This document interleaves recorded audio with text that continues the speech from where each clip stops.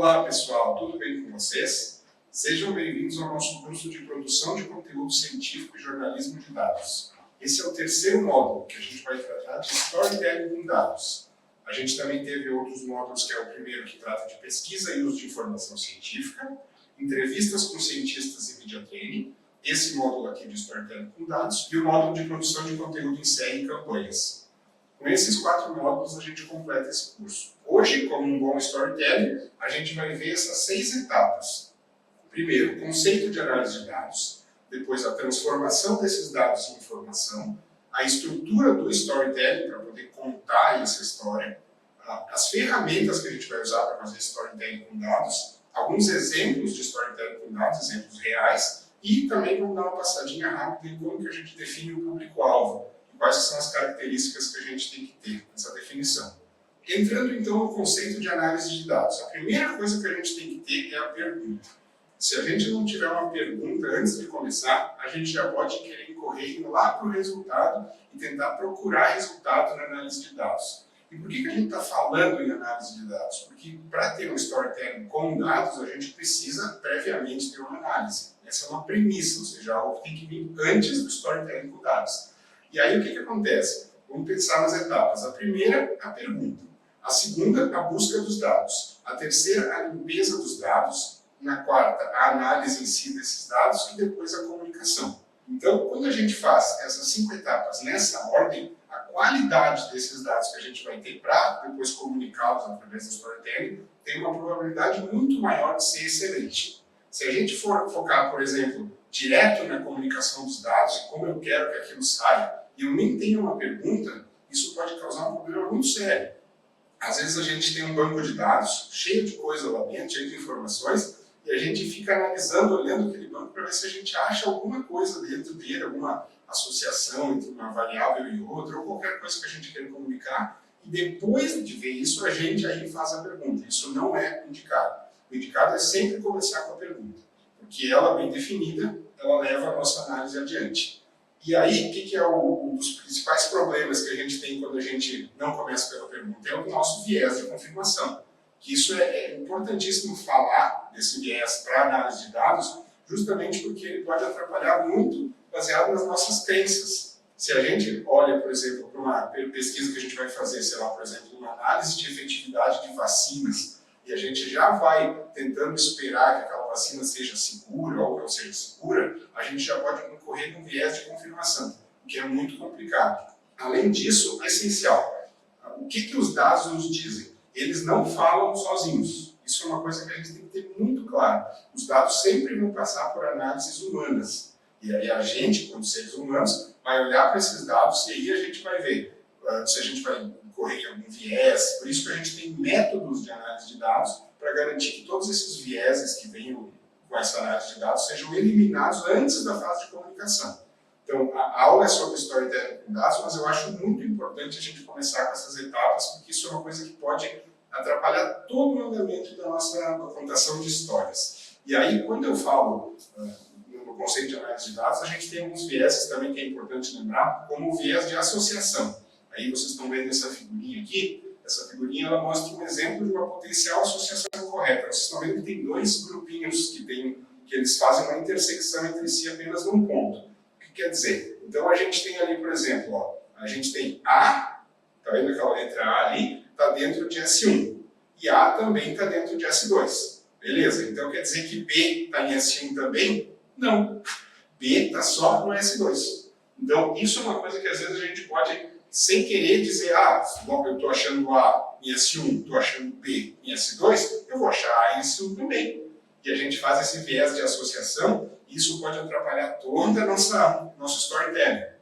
Então, essa explicação prévia e básica desses vieses iniciais é justamente para a gente entender quais são os problemas que a gente tem que ter e analisar antes de começar a fazer a comunicação do dado.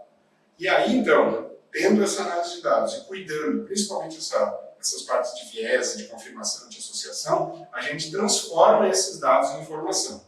Para falar da transformação de dados em informação, eu vou trazer um exemplo real, que é dessa cientista chamada Hilary Parker, que ela fez uma análise que é muito legal. O que ela pergunta ali? Ó? Foi uma pergunta que, na verdade, ela viu isso e como o nome dela é Hillary, ela pensou, será que é verdade? Seria Hillary o nome mais mal visto da história? Como é que, porque saiu uma reportagem onde ela viu isso, e ela disse assim, como assim o nome mais mal visto? Quer dizer que as crianças que estavam tendo esse nome, bruscamente pararam de ter esse nome. Então, ela leu essa notícia e disse, vou fazer essa transformação de dados em informação. A primeira coisa que ela pegou foi lá na base de dados de nomes, de nascimentos, desde o início da história, e botou tudo numa tabela. O que ela encontrou? Que Hillary não é o nome que tem o maior percentual de perda. Não é, é o 6º lugar. Ali tem Farrah, Dewey, Katina, Deninka, Dígida e Hillary. Então, se a gente pega o banco de dados, coloca esse banco de dados numa tabela, a gente já diz, não é verdade que Hillary é o nome mais mal visto da história dos Estados Unidos. Aí vem justamente essa transformação desses dados em informação. A primeira coisa que a gente tem que fazer é desenhar essa informação para ver se a gente capta alguma coisa. E aí, quando a gente faz esse desenho, a primeira coisa que a gente vê é isso. Ó. Vários daqueles nomes, eles duraram pouquíssimo tempo. Vocês estão vendo aquelas curvas que começam lá em cima e já caem, parece uma linha reta, assim, na vertical. O que acontece? Aquilo lá que é um nome que foi muito dado num determinado ano, e no ano seguinte já passou a hype, né? Já passou aquela tendência de dar aquele nome, e o nome é mais usado. Ali a gente vê nomes de cantores, né? Nomes assim, e aí o que acontece? Então esses nomes eles estão atrapalhando aquela análise. Então, na verdade, a gente tem que fazer o quê? Filtrar nomes que são nomes mais tradicionais, que estão há muito tempo sendo atribuídos às crianças, e daí bruscamente eles param, então eles quebram a tendência. Aí já muda tudo. E aí, quando faz essa análise, filtrando aqueles dados, a gente já percebe algumas coisas bem interessantes. Por exemplo, aquela curva enorme, bem grande, bem mais alta que as outras da esquerda, que começa, é o nome Marian, que vem de Maria, que é um nome religioso, e aí vocês veem que tem um pico ali. No meio ali da curva, ela está descendo, quando ela tem um super pico e cai. Aquele ano foi o chamado Ano Mariano, que era um ano que se celebrava Maria, muito mais, e daí teve um pico de pessoas que deram esse nome Marian naquele ano, e depois no ano seguinte já voltou a tendência normal que acontecia antes. Tudo isso a gente consegue ver. E aí, quando a gente vai olhando, aquela curva mais do final ali é a Hillary. Então, realmente, ela foi crescendo, foi subindo, e daí ela cai, assim, praticamente linha reta, ela cai muito rápido. Analisando aqueles dados, que são nomes que têm muito pouco tempo de duração, a gente consegue então fazer a transformação do dado em informação. Essa transformação é a parte mais importante. Então, recapitulando, para a gente lembrando conforme a gente foi falando desde o começo da aula, a gente faz a análise de dados, começando pela pergunta, depois a gente pega essa análise de dados e transforma esses dados em informação, e aí a gente começa a pensar em comunicar essa informação, então, de uma maneira que faça sentido a tudo aquilo que a gente encontrou na nossa análise. Aí entra o storytelling. Essa aqui é a estrutura do storytelling, não necessariamente do storytelling com dados, mas de contar uma história. Então a gente tem essa curva que é o quê? A exposição da história. Normalmente é um conflito que tem, que é a pergunta, né? Por que a gente está fazendo aquilo? Por que eu estou aqui comunicando isso aqui para as pessoas? Porque tem que ter alguma coisa que eu quero responder, algum conflito. Aí eu chego no ápice, no clímax daquela, né? Olha, chegou aqui, isso é o que está acontecendo. Depois desse clímax ainda tem uma queda, e essa queda justamente a gente tem que pegar todas aquelas coisas que são importantes para a nossa história, mas não fazem parte do clímax e do conflito e precisa expor, e ela termina então na potencial resposta da nossa pergunta. Não necessariamente vai acontecer da gente conseguir responder perfeitamente a pergunta, mas o caminho do storytelling é justamente facilitar, fazer um atalho entre essa pergunta e essa resposta através dos dados. E aí, quando a gente vê essa estrutura, a gente percebe que ela tem, cada etapa pode ser traduzida para a etapa de análise de dados. Uma coisa que é importante, que eu até falei no começo da aula, é que vocês viram que eu falei uma hora assim, contação de histórias. Eu sou a favor de traduzir sempre o termo para o português, não ficar usando storytelling com dados. Só que contar história em português tem um sentido que não é assim, imagina, o cara vai pegar um monte de dados e vai contar uma história, vai, sei lá, inventar alguma coisa. Não é nem de longe esse o sentido, é pegar esses dados e fazer na estrutura da contação de histórias. Então é isso que é importante, porque a gente optou por deixar o termo storytelling. E aí, como a gente vai vendo ali, então, esses itens importantes que tem no nosso gráfico, a gente tem então ali a exposição dos personagens, o conflito, que é, como eu falei, a pergunta, o clímax da história, a queda da história e a possível resposta. Aí a gente tem, então, os personagens que a gente vai expor. São o quê? Nossas variáveis, nossos dados. Por exemplo, eu estou fazendo um estudo onde eu vou procurar se um determinado medicamento tem efetividade contra uma determinada doença. Então eu vou ter que ter a dosagem desse medicamento, como é que eu apliquei esse medicamento nas pessoas, quem é que é o meu público-alvo do meu estudo, eu fiz em idosos só que hospitalizados. Então toda essa exposição ela é feita nesse momento, que aí quem está ouvindo a nossa história, quem está ouvindo a gente contar, entende o que a gente está falando e quais são os personagens daquela história. Aí depois da exposição, então, vem o conflito, que é literalmente a pergunta: será que esse medicamento faz efeito para esta doença? Não sabemos. E aí, será que ele tem algum efeito colateral? Será? Todos esses conflitos, essas dúvidas, entram nessa fase. Então eu expus todos os personagens, mostrei quem são, e aí agora eu faço o conflito. O que é que está faltando? Que dúvida a gente tem? O que a gente precisa? E aí, quando a gente expõe esse conflito e mostra isso, a gente cria na pessoa que está ouvindo a história logo a vontade de querer saber isso. E aí, o que aconteceu? Será que deu certo? Será que não deu certo? A gente justamente faz a pessoa querer ouvir, porque a gente mostrou os personagens, mostrou o conflito, dá vontade de saber o que vai acontecer. Isso é uma boa história. Aí, então, entra o ápice e o clímax. E nesse ponto, tem uma coisa que é muito importante a gente lembrar. O clímax da história não é a resposta da pergunta. Por causa que, para ter a resposta da pergunta, a gente tem que ter um monte de outros fatores que são potenciais limitações, que eu vou falar logo em seguida, mas que nesse momento não. Esse momento é o clímax, é quando eu conto o que foi descoberto, a gente encontrou uma associação entre esse medicamento e a doença que reduz 40% o risco de óbito quando a pessoa está tomando em relação a quem não está tomando aquele medicamento. Nossa, que interessante! É uma doença que, então, que não tinha medicamento e agora tem. É um exemplo prático que a gente está vendo agora, vacinas para vírus sincicial respiratório, que é uma coisa que não tinha, não existe, e agora está existindo, está sendo incorporado, então a gente com certeza vai ver uma redução, né, de óbitos de crianças por esse vírus. Então, quando a gente tem essa novidade, essa resposta, não a resposta da pergunta, mas essa entrega é no momento do clímax. E aí, o que acontece? Depois de responder, de falar, todo mundo, que legal, aí vem a queda. E a queda é justamente o quê? Limitações. Por exemplo, nesse mesmo exemplo que eu estou dando de análise de dados, né, eu consegui o mesmo exemplo. A gente não conseguiu dados de 8 estados no Brasil, por exemplo. A gente fez esse estudo no Brasil, mas a gente não conseguiu dados de uma determinada região. Todos esses 8 estados são de uma determinada região. Isso aí atrapalha bastante. Quer dizer que aquela região ali a gente não tem estado. Então, se essa região for uma região que tiver, por exemplo, uma condição socioeconômica diferente da região onde eu fiz o estudo, pode ser que aquele meu estudo não tenha validade geral. Não tem uma validade assim, talvez esse medicamento funcione melhor em pessoas com nível socioeconômico mais alto que têm uma nutrição melhor, em pessoas que têm uma nutrição pior, esse medicamento não faz tanto efeito. Não sei responder isso porque eu não fiz o teste nessa idade. Um outro exemplo prático, que sempre é o exemplo que vem na minha cabeça, é o exemplo de vacinação, porque é o que eu trabalho e estudo todos os dias, que é a vacina contra a dengue, que ela é indicada para pessoas de 4 a 60 anos, porque simplesmente não foi feito estudo clínico da vacina em pessoas maiores de 60 anos. Então, mas por que não tem a vacina disponível para idosos, né? O meu avô lá, que tem uma idade de 68 anos, 70 anos, porque não participou do estudo clínico, é uma limitação. Essa limitação entra onde, na hora da gente contar a história? Nesse ponto aqui, no ponto da queda. Então a gente expôs os personagens, expôs o conflito, deu o ápice clímax de que funciona, mas funciona nessa situação, para essa idade, dessa maneira. Então aqui a gente expõe todas as limitações que são extremamente importantes de expor e tem que ficar muito claro. Porque, inclusive, se depois dessa história, desse storytelling com dados que está sendo contado, vai, por exemplo, para uma matéria de jornalismo, alguma coisa na mídia, isso tem que ficar muito claro para que isso não seja, parecer uma coisa tão pequena na história que eu nem vou falar. E, na verdade, é uma coisa super importante.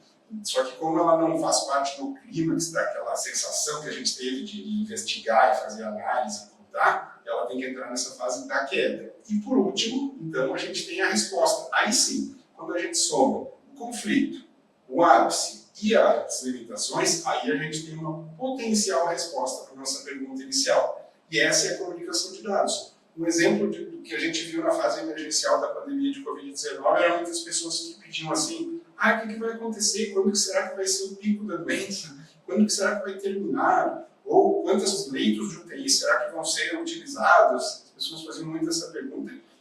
Essa pergunta gera um conflito. A gente olha a quantidade de pessoas doentes, quantidade de pessoas que não estavam vacinadas, no caso naquela época todas, quantos leitos de UTI tem na cidade, vamos dar uma olhada. Então, é potencial que ocupe, estoure a ocupação da UTI a partir dessa data, né? Mas a gente tem algumas limitações. Então, a potencial resposta para a nossa pergunta é de que sim, pode ter um estouro de leitos de UTI que acontece mais ou menos nessa região. Quando a gente explica isso nessa estrutura de storytelling, fica muito mais fácil da pessoa entender que não é uma coisa binária, que sim ou não. O medicamento funciona ou não funciona. A UTI vai estourar ou não vai estourar. Vai chover ou não vai chover. Né? A gente normalmente tem essa vontade binária de 0 ou 1, sim ou não. E todas essas nuances têm que ser comunicadas nessa estrutura do storytelling. Esse é um ponto extremamente importante.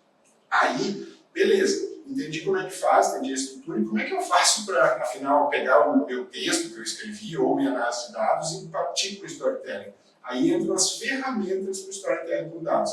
Essa ferramenta que está aqui na tela, que vocês estão vendo, é uma ferramenta muito legal, que é o Canvas, né, que é como se fosse uma tela em branco, para justamente a gente entender a estratégia. Então a gente consegue colocar ali quais são os dados, qual é o banco de dados que a gente tem, né? Esse banco de dados é um banco de dados público, que variáveis que ele tem, ele é um banco de dados de municípios, de pessoas, né? A gente coloca tudo ali, quais são as fontes. E aí, quais são as informações da análise, quais são os insights que a gente tirou daquela análise, bem feita, com a pergunta primeiro, etc, etc, etc. A gente anota tudo ali naquela segunda caixinha ali, a análise. Depois, então, a gente constrói a história. Qual é que é o nosso tema, o argumento e os personagens. E a gente apresenta a história. Bota o público-alvo, os objetivos e a apresentação. Quando a gente vai anotando e separando assim na nossa cabeça, quebrando essa contação de histórias em várias etapas, fica muito mais fácil de entender não só como vai ser essa comunicação, mas também o que falta. Muitas vezes a gente vai ali, não, tem tudo. Aí quando vai escrever, pensando, ixi, Maria, não pensei no meu público-alvo, não pensei direito em como que eu vou apresentar isso, será que eu vou apresentar em formato gráfico, como que eu vou fazer para apresentar? E nessa hora, essa ferramenta ajuda tanto a colocar em ordem se a gente tiver tudo, quanto perceber o que falta. Aqui eu tenho um exemplo de uma ferramenta de storytelling, que é o software chamado Power BI. Ele é um software da Microsoft, é um software que tem versões pagas, mas ele tem uma versão gratuita, 100% gratuita, que não tem limitação. A única limitação dela é que a gente não pode pegar esses dashboards, esses painéis que a gente constrói nela e publicar na internet para as outras pessoas verem. Mas para a gente construir, para a gente tirar, por exemplo, um print screen da tela desse painel e demonstrar isso num slide, no PowerPoint, essa ferramenta funciona. E aí, o que é o diferencial? Essa aqui é só um exemplo, tem várias outras ferramentas que fazem a mesma coisa, inclusive, por exemplo, dentro do R, do software de análise de dados, tem pacotes, que é o pacote Shine, por exemplo, que cria dashboards totalmente código aberto, livre, sem custo nenhum mesmo, e esse sim pode ser até publicado na internet para outras pessoas consultarem.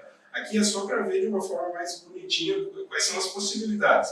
A gente carrega o banco de dados para cá e a gente vai montando essas janelinhas. Essas janelinhas eu mesmo fiz esse print com um banco de dados bem simplificado que tinha na própria memória do Power BI e fui trazendo. Eu quero essa informação em formato de mapa. Então eu tenho lá o campo cidade, eu tenho o campo município, né, estado, enfim, região, e eu mostro isso, eu indico para ele que ali está a informação de região, eu vou lá e mostro em formato de mapa. Quais são as regiões com maior incidência de alguma doença, por exemplo, ou né, com maior população, maior faturamento, enfim, o que a gente pensar.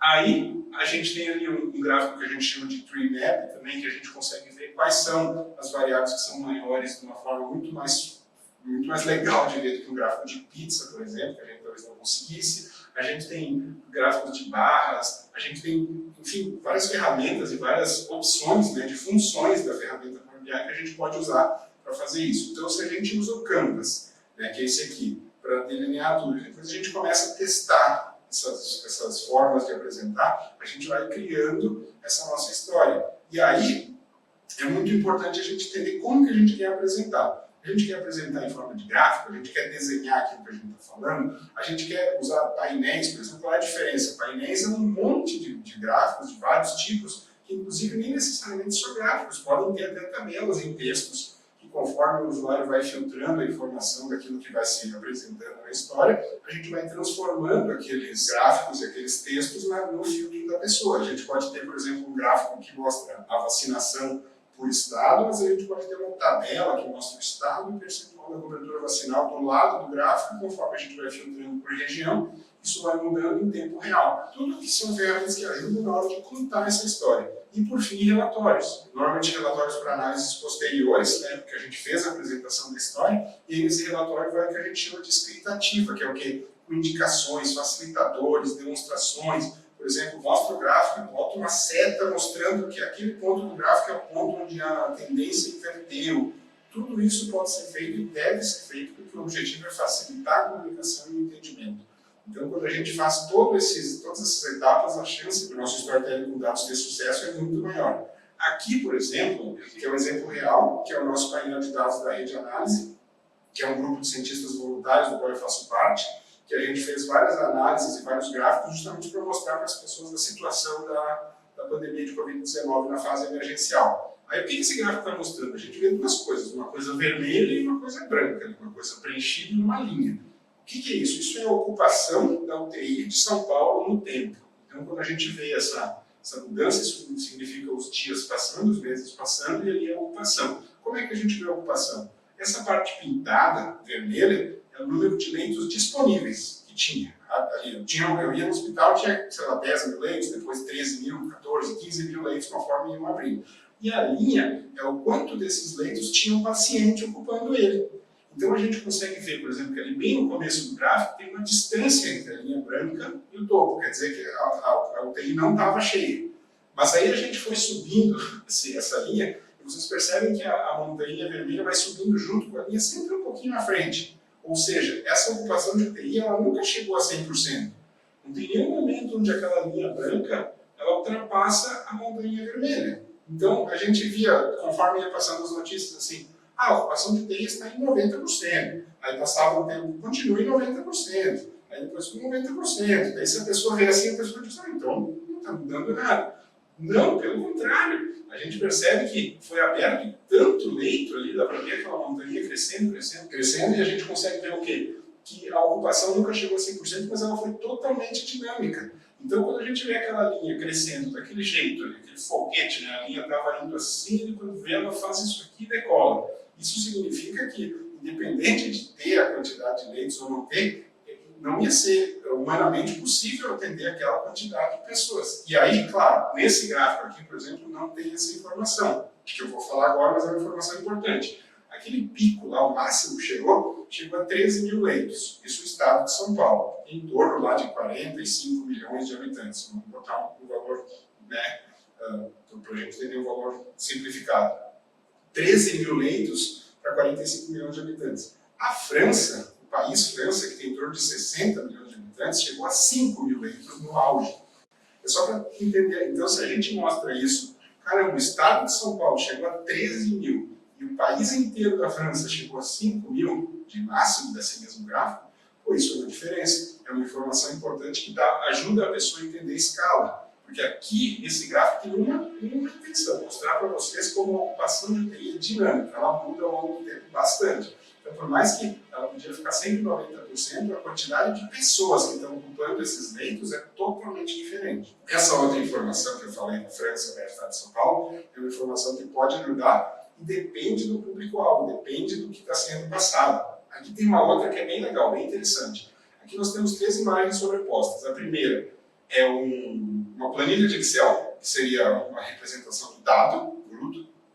Embaixo tem um gráfico gerado a partir dessa planilha, que mostra a quantidade de casos de Covid ali ao longo do tempo, então cai, sobe, aí tem a influência do final de semana, que às vezes no final de semana não digita o caso, depois volta. E no final tem um infográfico, né, que esse infográfico é muito interessante porque ele mostra ali, ó, todo aquele espaço grande é a população brasileira. Cada quadradinho equivale a um tanto de pessoas do Brasil. E aquele ali, aqueles quadradinhos vermelhos e verdes, bem no cantinho superior ali, cantinho superior esquerdo, o que são aqueles quadradinhos? Eles são a quantidade de pessoas que estavam infectadas com Covid e a quantidade de pessoas que veio a óbito até o momento desse gráfico. Então, todo aquele espaço escuro significa pessoas suscetíveis, pessoas que poderiam ficar doentes e então ficar graves ou vir a óbito. Quando a gente via desse jeito a informação, a gente vê totalmente diferente. Então, tudo aquilo ali são pessoas que o vírus pode infectar e pode criar, então, uma situação horrível. Como isso aí foi feito bem no começo da pandemia, realmente foi uma coisa que depois a gente viu, né, que todas essas pessoas suscetíveis, o vírus fez muitos casos em cima daquele espaço preto ali. Então, do dado no Excel, ligado no banco de dados, para o gráfico, para o infográfico, onde tem informação, a gente está fazendo toda essa etapa de transformação que eu estou falando para vocês aqui hoje.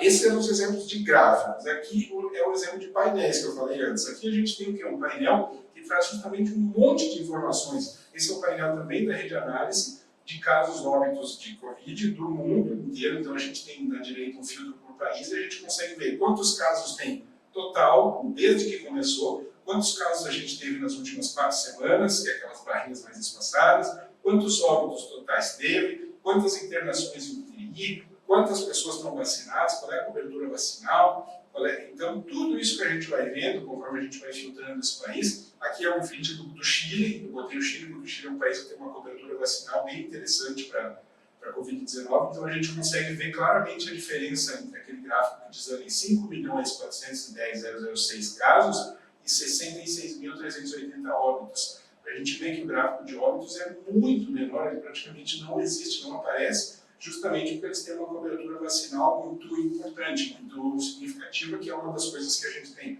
A literatura científica que nos mostra que essa vacina é efetiva. Então é muito interessante ver isso em formato de painéis. Porque daí, eu estou vendo os casos, mas eu quero ver os óbitos. Mas eu quero ver quantas pessoas estão vacinadas, mas eu quero ver quantas pessoas estão no hospital, mas eu quero ver isso por semana. Tudo no mesmo painel. Então, essa informação é muito importante quando a gente já sabe o que a gente precisa e quer fazer essas análises, comparar casos com óbitos, fazer essas comparações iniciais.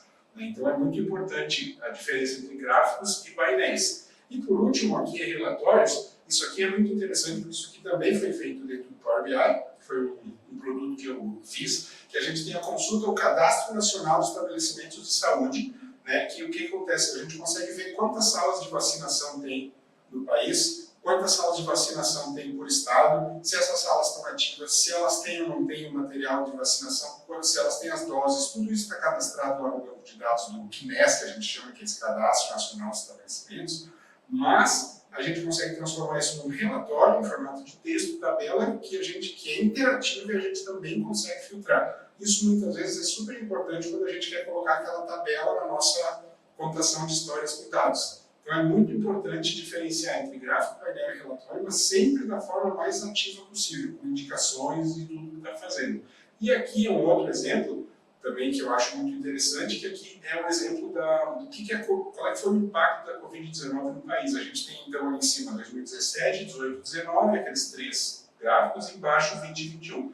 Eu só quero que vocês olhem uma coisa, se atentem uma coisa. Vocês estão vendo que tem uma linha ali azul escura e essa linha está em cima como se fosse uma montanha que é verde e amarela, ali, que aquilo quer dizer mais ou menos o impacto esperado da doença respiratória aguda grave, síndrome respiratória aguda grave, que no caso antes da Covid era gripe, vírus sincicial respiratório, essas outras doenças. Então vocês viram, tinha um impacto mais ou menos esperado ali, e aquela linha azul ficava mais ou menos perto daquela cor amarela, alguns anos um pouco mais, 2018 tem mais que 17, 2019 está parelho com 2018, aí chega 2020, e vejam aquela coisinha amarela onde é que ela estava, lá no mesmo tamanho, tudo, só que olha lá embaixo. Aquela mesma curva amarela, que é o número de casos esperados, o número de casos que o sistema de saúde conseguia tratar, é aquela coisa lá embaixo. Ó. Vocês conseguem ver bem lá embaixo, lá animal, um resquício colorido lá. E daí ela fez tudo aquilo, ela criou aquela onda gigante em 2020, depois ela caiu no final de 2020, subiu, fez uma onda ainda maior em 2021 e depois ela começa a cair justamente quando começa a vacinação. Então é muito importante entender o que a gente quer mostrar, né? E conforme a gente vai fazendo isso, a gente vai usando todos os artifícios. Esses gráficos vêm direto do painel do Ministério da Saúde e a gente só adaptou indicou ali aquilo ali que eu quis dizer sobre escrita ativa. Vocês estão vendo que tem um monte de setinha escrito pico, um pouco perto de 0,6 ali, naquele ano pico, e ali queda no final do ano, semana 1. Todas essas indicações que eu coloquei nesses gráficos servem justamente para a gente entender mais facilmente ainda o que está tentando ser passado e fazer, caramba, então realmente essa doença tem uma magnitude muito maior do que a influenza ou a gripe, né, que é uma doença que a gente tinha antes da chegada dela. Fica super fácil de ver olhando isso. E aí, então a gente, recapitulando, a gente viu a análise de dados, viu a transformação desses dados em informação, viu a estrutura do storytelling, aí com essa estrutura do storytelling a gente aprendeu as ferramentas para comunicar, a gente aprendeu como que transforma isso, e aqui é o público-alvo, que é como que a gente vai passar isso, para que pessoas a gente vai passar essa informação. Pensem bem, a gente vai falar, por exemplo, assim, eu vou fazer uma mesma apresentação sobre esse mesmo assunto que a gente vem tratando aqui nesse exemplo da aula, mas eu vou falar para um diretor de um hospital, eu vou falar para um CEO de uma empresa, eu vou falar para um técnico em vacinação, a pessoa que aplica a vacina. Esses públicos eles têm níveis de entendimento diferentes sobre aquilo, então a gente tem que adaptar a nossa fala, a nossa apresentação para eles, porque justamente tem isso aqui. A gente tem a nossa autonomia de pensamento, e essa autonomia gera uma tomada de decisão, que é aquela coisa, vocês lembram lá na fase emergencial da Covid, que é um exemplo clássico. Ah, será que eu levo meu filho para a escola ou será que eu não levo? Isso é uma tomada de decisão. Isso passa por essa zona cinzenta que está no meio, que daí o que alimenta essa zona cinzenta? Informação correta, método científico, tudo isso que a gente vem falando, mas também desinformação, método não científico, todas essas outras coisas elas vão entrando. Então, se a gente tiver um storytelling com dados muito firme, a gente consegue combater essas coisas vermelhas ali, desinformação e método não científico, muito mais facilmente. Por quê? Porque a gente sabe que para eu fazer uma desinformação, eu agora vou lá e invento qualquer coisa, pronto. Não tenho que me ater a dados, não tenho que me ater a nada. Quando eu tenho que combater essa desinformação, eu tenho que usar dados e fazer tudo. Então aí que está a importância de eu aproveitar ao máximo aquilo para conquistar a pessoa, quando eu vou mostrar a ela assim, olha, é assim que funciona a vacina, ela é realmente eficaz, ela tem esse efeito colateral, ela não tem, tudo isso explicado com o storytelling certo, a tomada de decisão, que é o resultado final depois daquela zona cinzenta, é aquilo que vai ser o sucesso ou não da nossa publicação. E aí, então, uma das partes mais importantes da análise, que é isso que a gente vem falando, é o nível técnico. Né? A gente vai ter que fazer analogia para comparar, vai ter que fazer, por exemplo, assim, eu vou falar de certos termos que de vacinação, aí será que eu coloco imunogenicidade na minha apresentação? Será que eu coloco imunossenescência? Imagina eu falar assim, os idosos têm mais casos de Covid-19, mesmo vacinados, por causa da imunossenescência. E falo isso e sigo adiante. Muitas pessoas, dependendo do meu público-alvo, vão lá e dizem, mas o que é isso? Aí eu vou lá e digo, não, imunossenescência, sabe, quando a gente vai ficando mais velhinho, o nosso sistema imune vai ficando meio esquecidinho, assim, ele não lembra direito. Então, quer dizer, a vacina entrou e a vacina foi lá e deu uma aula para ele, dizendo assim, olha, é assim que combate o vírus. Daí, tá, entendi, beleza. Aí passou lá 6 meses, como é que mesmo que combate aquele vírus? Esqueci. Daí tu vai lá e dá mais uma dose de reforço para aquele idoso, né? É assim mesmo que combate, obrigado pela lembrança. E a gente tem dose de reforço, né? E o que é esse fenômeno que faz esquecer? É a imunossenescência. Então, esse tipo de explicação, se eu der para um técnico em imunologia, ele também vai dizer assim, tá, não precisa me explicar, eu sei o que é isso. Então, isso parece óbvio no estudo que a gente está falando, mas isso é extremamente importante para justamente ter aquela conexão entre a pessoa que está vendo o que a gente está falando, qual é o storytelling, né, que a gente está passando, e o dado, e o que a gente está apresentando. Se a gente começa a fazer essas coisas assim, não entendi nada do que ele falou, a pessoa vai desconectando. Ou ao contrário, mas isso aí que ele explicou, isso aí todo mundo sabe, isso também desconecta. Então, esse entendimento de público-alvo faz muita importância. E também, ali, uma coisa que eu coloquei que é muito importante, tu vai ter mistura desses dois públicos na tua apresentação, tem que entender isso, tem que levar em conta. Como é que eu falo? Será que se eu falar desse jeito que eu falei aqui, por exemplo, falei na imunossenescência, continuei usando o termo imunossenescência, mas expliquei ele com uma analogia. Quando vê a pessoa que entende, ele até ouve e diz, eu gostei dessa analogia, eu vou passar a explicar com ela daqui para frente. E aí, ele, em vez de achar chato aquilo, ele achou interessante. Então, a gente tem que entender esse nosso público-alvo e, com isso, adaptar a nossa informação. Então, resumindo, a gente faz uma boa análise de dados, bem feita, começando pela pergunta, tirando os vieses e cuidando muito de todos os vieses. Existem infinitos métodos para isso, né? Aqui a gente está focando em comunicação, storytelling, então, só para lembrar que existe isso. Depois a gente pega esses dados, transforma eles em informação, a gente pega essa informação que a gente usou e aí começa a pensar como que a gente vai estruturar ela usando aquele canvas. Eu gosto muito daquele canvas, né, de mostrar quem são os personagens, qual é que é o clima, quais é que são os conflitos, né, e as limitações. Depois que a gente desenhou tudo aquilo e planejou como que a gente vai apresentar, a gente escolhe a forma de apresentar, e com essa forma de apresentar a gente define o nosso público-alvo e está pronto para colocar isso na estrada e atender todo mundo. Então eu acredito que isso na aula de hoje, né, a gente passou assim, de uma forma até rápida sobre esse conteúdo, que é um conteúdo que daria para falar por horas e horas e horas, mas é importante que a gente entenda esses pontos-chave, e com esses pontos-chave a gente já consegue pelo menos ver na nossa comunicação, na nossa análise, se está faltando alguma coisa disso. Se a gente incorporar essas coisas que estão faltando na análise, com certeza ela vai ficar melhor.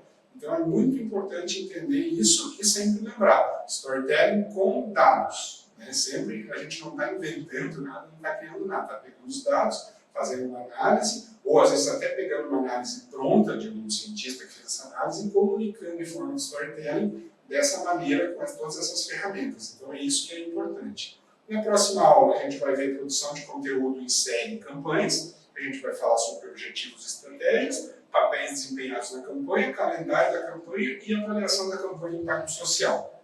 Então é isso aí, pessoal. Muito obrigado por vocês estarem aqui com nós esse tempo todo. Um abraço e até mais. Tchau, tchau.